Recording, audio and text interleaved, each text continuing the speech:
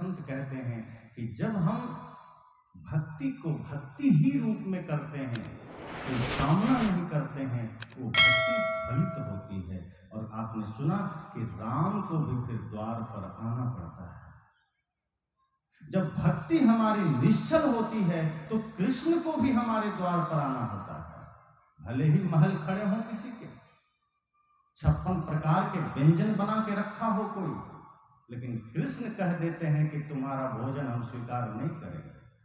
दुर्योधन 56 प्रकार का व्यंजन बना के तैयार था, कहा कृष्ण हमारा आतिथ्य आप स्वीकार करें, हमने आपके लिए 56 प्रकार के व्यंजन बनाए हैं, आप हमारा भोजन स्वीकार करें। कृष्ण मना कर देते हैं, कहते हैं तुम्हारा भोजन मैं नहीं ले सकता। दुर्योधन ने कहा क्यों? श्री कृष्ण कहते हैं 3 ही अवस्था में कोई किसी का कुछ स्वीकार करता है। कहा क्या? कहा भाव में, अभाव में या प्रभाव में। दुर्योधन का बात समझ में नहीं आई। कहा देखो भाव का अर्थ है प्रेम, कि 3 ही अवस्था में कोई किसी की कोई भी चीज स्वीकार करता है। भाव में तो तेरे और मेरे बीच कोई प्रेम तो है नहीं, भाव तो है नहीं जो मैं तेरा भोजन स्वीकार करूं। और दूसरी बात है अभाव। अभाव अर्थात किसी को कोई चीज कमी पड़ गई, कोई बेचारा गरीब है, लाचार है, तब किसी से कुछ लेता है, मांगता है। कृष्ण कहते हैं कि अभाव में तो मैं हूं नहीं, तुमसे ज्यादा सामर्थ्य मेरे पास है, तुमसे ज्यादा दौलत मेरे पास है, तो मैं तेरा भोजन दूसरी अवस्था में भी स्वीकार नहीं कर सकता। या तो मैं भूखा होता, मेरे पास कुछ नहीं होता, तो मैं स्वीकार करता। और तीसरी बात कृष्ण कहते हैं प्रभाव, अर्थात तुम इतने शक्तिशाली हो कि तुम्हारे डर से हम तुम्हारा स्वीकार कर लें, कि तुम्हारा प्रभाव हम पर हो, कि तुम इतने भयंकर हो कि हम तुमसे डर के तुम्हारा भोजन स्वीकार कर लें। कृष्ण कहते हैं ये भी बात नहीं है, क्योंकि तुमसे ज्यादा शक्तिशाली हम, तुमसे ज्यादा सामर्थ्य मेरे पास है, तो मैं तुम्हारा भोजन नहीं स्वीकार कर सकता। और दुर्योधन घर मेवा त्यागे, साग विदुर घर खाए रूखा। और वो कृष्ण विदुर के घर चले जाते हैं और क्या खाते हैं? साग खाते हैं। जब निश्चल भक्ति हो तो कृष्ण को भी आना पड़ता है, निर्मल भक्ति हो तो राम को भी आना पड़ता है, लेकिन हम तो बहाने बनाते हैं। एक घटना कहकर वाणी को विराम दूं। एक विद्यार्थी था, वो बहाने बनाता था। मैंने कहा जब हम अपनी शक्ति सृजन में लगाते हैं हम बहुत आगे निकल जाते हैं। जब हम समाज उत्थान में अपना शक्ति लगाएं, माता पिता अपने बच्चों को सही संस्कार देने में शक्ति लगाएं, तो आज पुनः हर घर में भगत सिंह जैसा बच्चा जन्म लेगा, पुनः श्रवण कुमार जैसा बच्चा जन्म लेगा। लेकिन बचपन से ही आप अपने बच्चों को वो संस्कार नहीं देते जो हमारे ऋषि मुनियों ने अपने बच्चों को दिया था, या जो हमारी सनातन संस्कृति में बच्चों को दिया जाता था। आज हमारे बच्चे वो भौतिक और पाश्चात्य संस्कार ग्रहण करते चले जा रहे हैं कि माता की भक्ति क्या होती है, पिता की भक्ति क्या होती है, गुरु की भक्ति क्या होती है, राष्ट्र की भक्ति क्या होती है, इसका उसे ABCD भी पता नहीं होता। वही आज के संतान वृद्धाश्रम में अपने बूढ़े माँ बाप को भेज देते हैं और माँ बाप आंसू बहाते हैं, क्या करें, हमारे बच्चे तो हमें वृद्धाश्रम भेज दिए। आपने बचपन में उसको संस्कार ही नहीं दिया। माता की सेवा कैसे होगी, पिता की सेवा कैसे होगी, आपने संस्कार नहीं दिया। आपने उसको ABCD सिखा दिया, आपने उसको दुनिया भर के सारे जनरल नॉलेज सिखा दिया। सूर्य की दूरी कितनी है, पृथ्वी की दूरी कितनी है, अमेरिका कहाँ है तो रूस कहाँ है, तो वहाँ का राष्ट्रपति क्या है, ईसा मसीह कौन है, तो अल्लाह कौन है, आपने सब कुछ सिखा दिया। लेकिन प्रातः काल उठ के रघुनाथा मातु पिता गुरु ना भय माथा, आपने ये सिखाया ही नहीं। और जिस दिन आपने ये सिखाना शुरू कर दिया कि मातृदेवो भव, पितृदेवो भव, आचार्य देवो भव, निश्चित मानिए हर आंगन में श्रवण कुमार का जन्म होगा। फिर कोई माँ वृद्धाश्रम नहीं जाएगी, फिर कोई पिता वृद्धाश्रम नहीं जाएगा। मैंने कहा जब हम अपनी शक्ति सृजन में लगाते हैं तो बहुत आगे निकल जाते हैं। वो विद्यार्थी अपनी शक्ति सृजन में नहीं लगाया। शिक्षक ने कहा कल तुम लोग 4 चित्र बना के लाना, चूहा, बिल्ली, कुत्ता और गाय। सभी चले गए, होमवर्क था। दूसरे दिन सभी विद्यार्थी चूहा, बिल्ली, कुत्ता और गाय के चित्र बना के लाए और वो जो बहानेबाज था, जो पढ़ने से ज्यादा इधर उधर लड़ने में मन लगाता था, निगेटिव में मन लगाता था, वो चित्र नहीं बनाया। वो खाली कॉपी लाके मास्टर साहब को दे दिया। मास्टर साहब सबका कॉपी जांच की, देखा सबका सही है, चूहा, बिल्ली, कुत्ता, गाय। लेकिन वो आदमी देखा खाली कॉपी। मास्टर साहब कहते हैं इधर आओ, तुमने नहीं बनाया? उसने कहा सर बनाए थे। कहा तो हुआ क्या? कहा क्या बताएं, बहुत मुश्किल से बनाए थे। कहा तो है कहां? कहा पहले चूहा बनाया और चूहा बनाने के बाद जैसे ही बिल्ली को बनाया, बिल्ली ने चूहे को खा लिया। मास्टर साहब भी सिर ठोक लिए। कहा कैसा विद्यार्थी से पाला पड़ गया। कहा अच्छा ठीक है बेटा, तो ये बताओ अब बिल्ली कहाँ है? कहा सर हमने कुत्ता को जैसे ही बनाया, कुत्ता के डर से बिल्ली भाग गई। मास्टर साहब कहे अच्छा ठीक है, तो कुत्ता तो होना चाहिए, इसमें तो कुछ भी नहीं है, कुत्ता कहाँ गया? कहा सर उसके बाद हमने गाय का चित्र बनाया और हमने सींग थोड़ी सी लंबी बना दी, उसकी लंबी लंबी सींग से कुत्ता भी डर के भाग गया। मास्टर साहब का अच्छा बेटा ये बता तो गाय कहाँ? कहा गाय बना के हम लेते ही आ रहे थे, रास्ते में एक किसान हरी हरी घास लेके जा रहा था, गाय देखी और भाग गई उसके पीछे, इसलिए मेरे तो पूरे मेहनत पर पानी फिर गया। सर क्या करें? सर ने कहा तुम जैसे विद्यार्थी हो तो स्कूल का तो बंटा ढार ही हो जाए। यही शक्ति तुम चित्र बनाने में लगाते तो इससे बढ़िया बना लेते, लेकिन बहाने खोजने में तुमने लगाए, नहीं बनाने पड़े इसमें तुमने लगाए और तुम उसी में सफल हो गए। लोग कहते हैं लादेन इंजीनियर था, लेकिन उसने अपनी शक्ति संसार को विनाश करने में लगाया। रावण ज्ञानी था, लेकिन उसने संसार को नष्ट करने में शक्ति लगाई। बड़े बड़े आतंकवादी जो पकड़े जाते हैं, आप सुनते होंगे, कोई IITian होता है, कोई इंजीनियर होता है, कोई बहुत मतलब शिक्षित होता है, वैज्ञानिक होता है, लेकिन वो अपना मन, अपनी शक्ति, अपना विचार नकारात्मक में लगाता है, मारने में लगाता है, हिंसा में लगाता है। और जहां नकारात्मक शक्ति है, जहां हिंसा है, जहां नफरत है, जहां घृणा है, संत कहते हैं वहां शांति हो ही नहीं सकती। जहां नफरत है वहां आनंद हो ही नहीं सकता। आप एक परिवार में रहते हैं, आप अनुभव करेंगे कि जब भी आप आपस में नफरत और घृणा में जिएंगे, आपका घर घर नहीं रहता, वो मरघट बन जाता है। अगर आप 4 परिवार एक साथ रहते हैं और आप चाहते हैं स्वर्ग का आनंद मिले, आप नफरत को छोड़ दीजिए, घृणा को छोड़ दीजिए, एक बार अपने अपने अहंकार को छोड़ करके एक दूसरे के प्रति पूर्ण समर्पण के भाव से जीने की कोशिश करिए।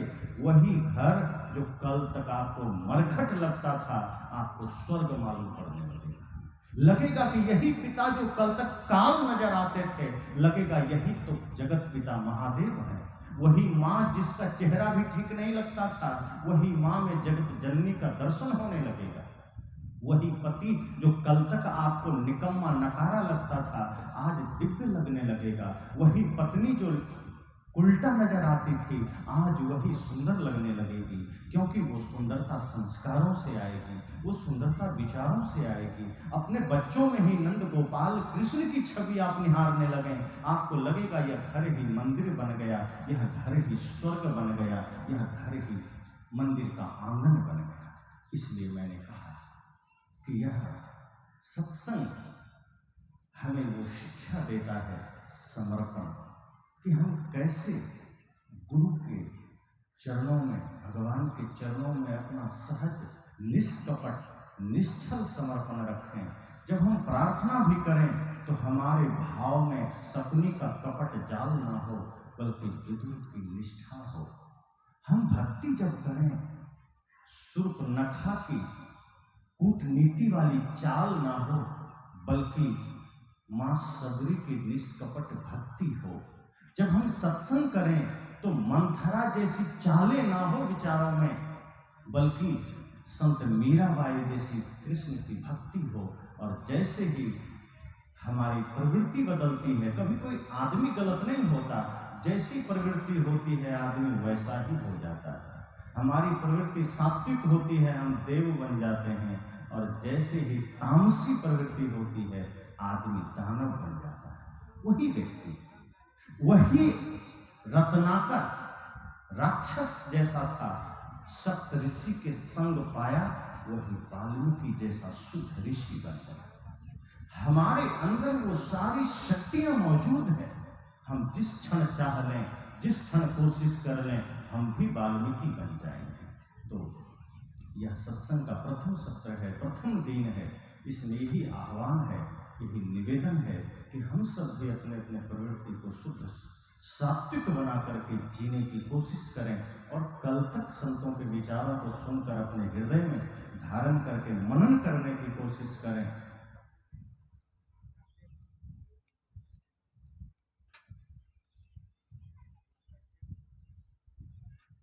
संत के विचारों को, गुरु के विचारों को इस रूप में हम हृदय में धारण करें कि समझें कि यही दौलत है।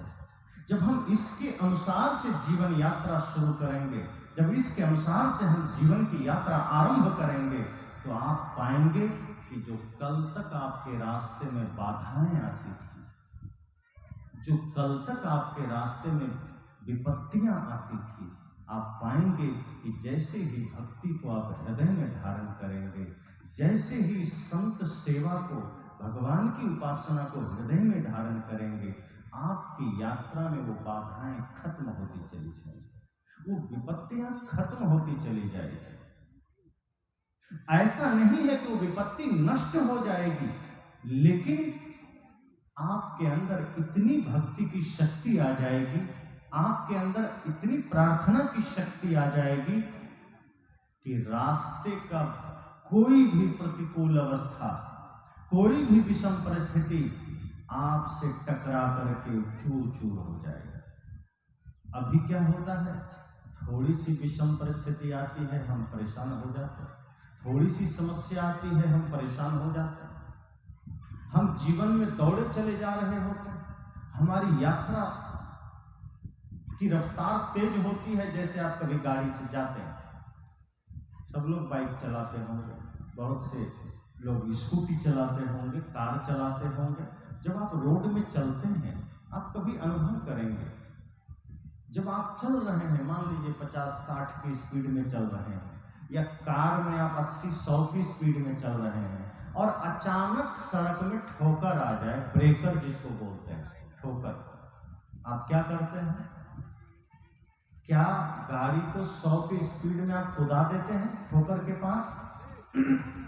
किसी ने ऐसा किया है? गलती से हो जाए, आपको ब्रेकर ना दिखे, कभी गलती से आप पार कर गए होंगे, लेकिन अगर नजर पड़ गई कि रास्ते में ठोकर आ गई है, आप तुरंत सबसे पहले ब्रेक पर पैर डालते हैं, ब्रेक दबाते हैं। जब गाड़ी धीरे हो जाती है, क्लच दबाकर गियर कम कर लेते हैं, अब बड़े प्यार से ब्रेकर से गाड़ी को पार करके पुनः रफ्तार पकड़ के आप चल देते हैं। ऐसा कोई नहीं करता होगा। क्या करें, ब्रेकर आ गया, कैसे जाएं आगे? कोई करता है? अब हम उस पार नहीं जाएंगे, वहीं से लौट जाएंगे।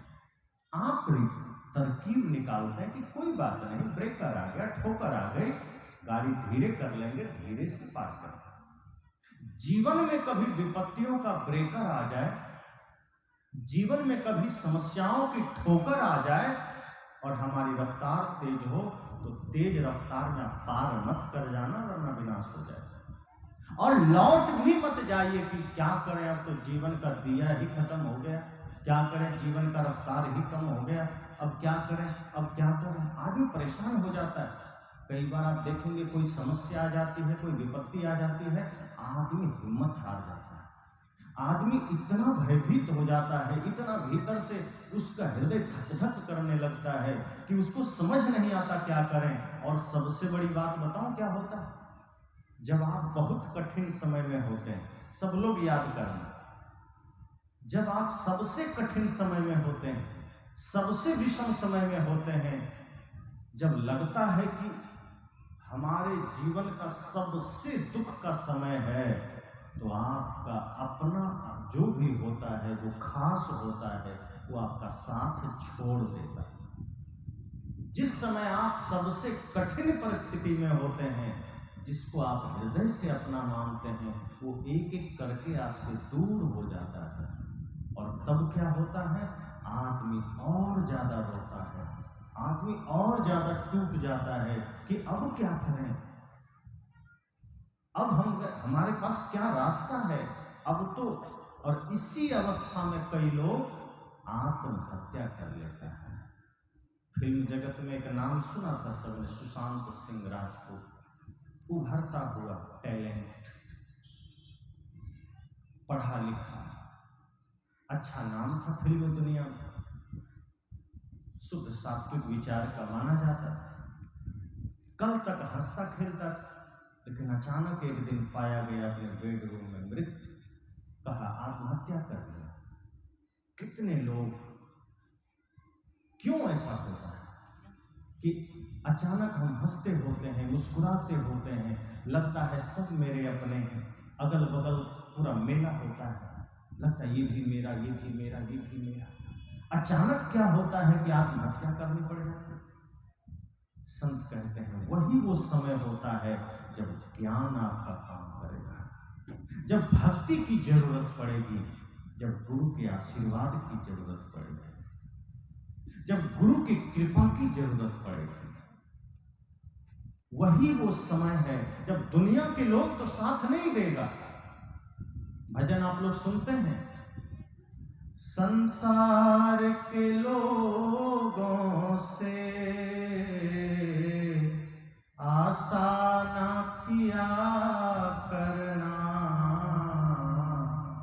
जब कोई न हो अपना,